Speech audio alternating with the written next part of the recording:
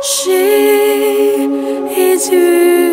je croirai en toi. Oh, La Bible au quotidien, le verset du jour.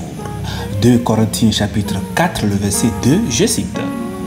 Nous rejetons les choses honteuses qui se font en secret. Nous n'avons point une conduite astucieuse et nous n'altérons point la parole de Dieu. Mais en publiant la vérité, nous nous recommandons à toute conscience d'homme devant Dieu. Fin de citation, glorifions le Seigneur. Le verset du jour nous invite à rejeter les pratiques honteuses et à vivre dans la vérité de l'Évangile. Bien-aimés, dans le chapitre précédent, le chapitre du jour, l'apôtre Paul avait exposé la nature de son ministère et les défis auxquels il était confronté. Il parlait de la prédication de l'évangile, de la grâce de Dieu à travers Jésus-Christ et comment ce trésor était contenu dans des vases d'argile, c'est-à-dire en des êtres humains fragiles. Paul a reconnu les épreuves et les persécutions qu'il a endurées en tant que serviteur de Christ. Et après le verset du jour, Paul a continué à expliquer comment il ne se prêta pas à des méthodes trompeuses ou manipulatrices pour faire avancer l'évangile.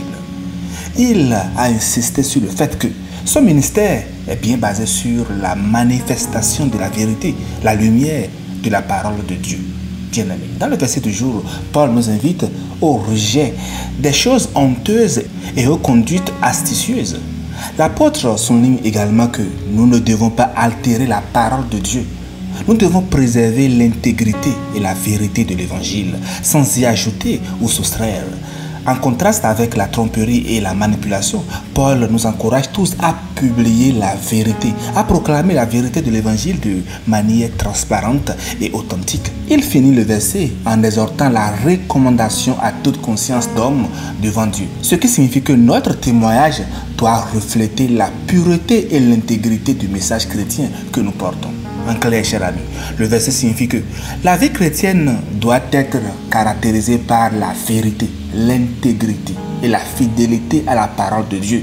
Il souligne que les croyants que nous sommes, nous ne devons pas céder à la tromperie, à la manipulation ou à la déformation de la vérité. Au contraire, nous devons être des porteurs de lumière, proclamant ainsi la vérité de l'évangile avec courage et authenticité.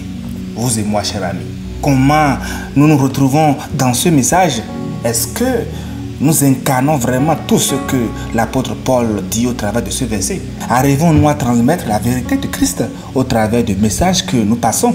Il nous faut faire une autocritique pour s'aligner sur la bonne voie et évangéliser dans la vérité, dans nos actes, dans nos comportements. Nous devons renoncer au péché caché, à la mesquinerie et annoncer l'évangile de paix dans son entièreté et dans toute la vérité, tout comme le Seigneur nous l'a recommandé. Ainsi, nous allons pouvoir, chers amis, nous maintenir dans la paix devant Dieu et devant les hommes. Parfois, nous accordons tellement d'importance à ce que les autres pensent de nous que l'idée même de dévoiler nos défauts peut nous bloquer et nous pétrifier complètement. Mais le savez-vous, c'est lorsque nous sommes vrais que nous obtenons le respect des autres et non quand nous essayons de nous cacher et de paraître parfaits. Nous devons, chers amis, arrêter de vivre dans la crainte de faire des erreurs parce que nous allons de toute façon en faire, c'est ainsi. Moi qui vous parle, il arrive que je me trompe même dans certaines interprétations, dans certains commentaires. Et avec vous autres, vos commentaires et retours, je les avoue et nous apprenons tous ensemble. Dieu ne nous demande pas de ne jamais nous tromper. Il nous demande simplement d'être honnêtes et transparents quant à nos imperfections. Lorsque nous les exposons, il peut alors nous aider à nous en débarrasser et à vivre des choses plus grandes et meilleures pour notre vie. Ne camouflons pas nos erreurs, chers amis. Enlevons les masques. Passons, évangélisons avec authenticité. Exposons nos erreurs afin de pouvoir en retirer une leçon. Lorsque vous faites confiance à Dieu, quand nous sommes transparents et honnêtes, il peut nous aider à surmonter toutes choses. Passons le message de Dieu avec authenticité et intégrité sous la conduite bienveillante du Saint-Esprit. Chers frères et chers sœurs, sois franc et avoue tes faiblesses. Dieu t'aime ainsi. Bonne méditation et honnêteté de Christ pour tous. Alléluia chez vous. J'irai chez moi avec ta grâce.